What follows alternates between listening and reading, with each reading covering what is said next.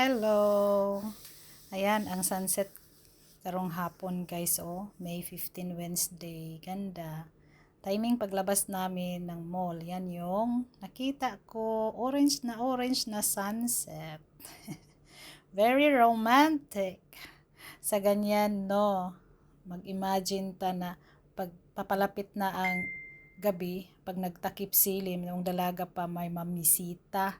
O diba, ngayon hindi na uso ang mamisita dahil messenger na. Swerte ta kay nakasuway tag na ay mamisita o mahapon na. Excited o sino kaya mamisita sa hua karon. Diba? Naka-try mo ana? Ha? Ako naka-try ko. Nga, mag-isip ko sino kaya mamisita sa akin. Daming admirer kaya, no joke. Feeling on. The sunset guys. Tapos yan ang mga bata naglaro o yan ang mga bata ang naglaro. Ganyan kami dati guys.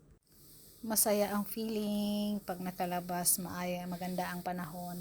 Kasi kahapon guys umulan eh. Ngayon hindi na umulan. Oh, tapos parang may naiipon na naman na mga makakapal na ulap. Itim na yan, oh, baka babagsak yan sa susunod na mga araw. Ayan.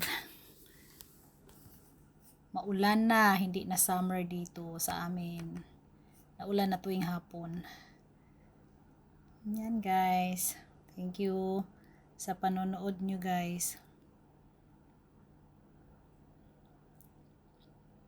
Biyahirong Buholana. Pag nasa kalsada tayo, makakakita tayo ng mga nature view. Ganda.